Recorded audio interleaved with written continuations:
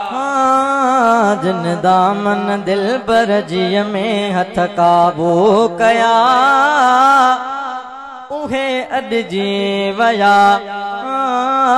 अबू बकर उमर उस्मान अली उल मुर्तज़ा उहे अॼु जी वया। अबू बकर उमर उस्मान अली उल मुर्तज़ा उहे अॼु जी वया। जिन दामन दिल पर जिय में हथ काबू कया उहे अॼु जी वया। तस्दीक करे तस्दीक बणियो रब राज़ी थियो तरफ़ीक बणियो। ओ तस्दीक करे तस्दीक बणियो रब राज़ी थियो तरफ़ीक बणियो। रब राज़ी थियो तरफ़ीक बणियो। तस्दीक करे तस्दीक बणियो रब राज़ी थियो तरफ़ीक बणियो। हाँ डगना गुहणे बिखुड़ी नखणे राज़ी रहा उहे अॼु जी वया। डंगना गुहणे बिखुड़ी नखणे राज़ी रहा उहे अॼु जी वया। अबू बकर उमर उस्मान अली उल मुर्तज़ा उहे अॼु जी वया। ओ जंहिंजे हंज में दोस्त खुए तकबीर सुबुह का खामोशी लगी पई है। नारे तकबीर शान मुस्तफा अज़मत सहाबा नारे तकबीर। ओ जंहिंजे हंज में दोस्त खुदा जो हो इहो भाग न हो त भला छा हो। ओ जंहिंजी हंज में दोस्त खुदा जो हो इहो भाग न हो त भला छा हो। इहो भाग न हो त भला छा हो। हाँ जंहिंजी किस्मत में कम अहिड़ा अणठहिणा ठया उहे अॼु जी वया।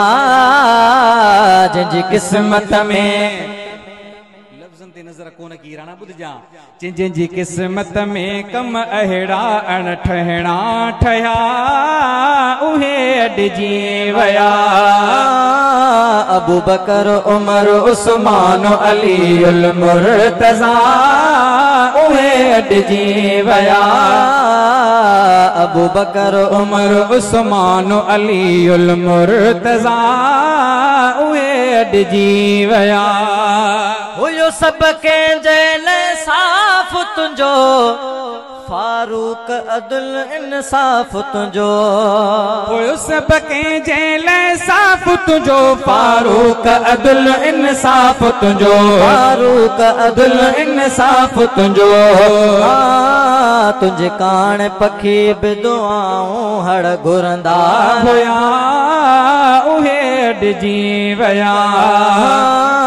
तुंहिंजे कान पखी बि दुआऊं हड़ घुरंदा हुया उहे अॼु जी वया।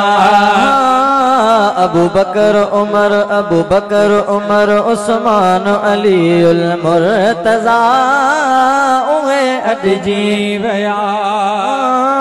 जिन दामन दिल बर जिय में हथ काबू कया उहे अॼु जी वया।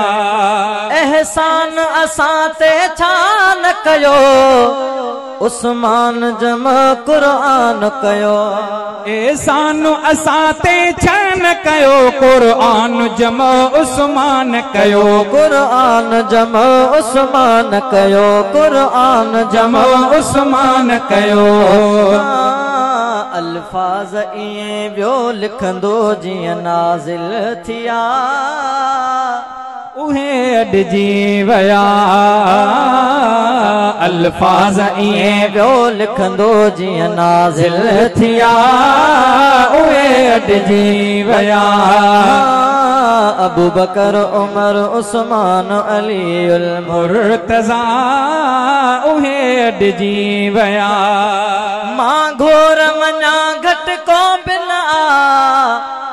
मुझे हैदर जो मटको बिना मां घोर वञा घटको बिन आ मुझे हैदर जो मटको बिन आ मुझे हैदर जो मटको बिना मुझे हैदर जो मटको बिना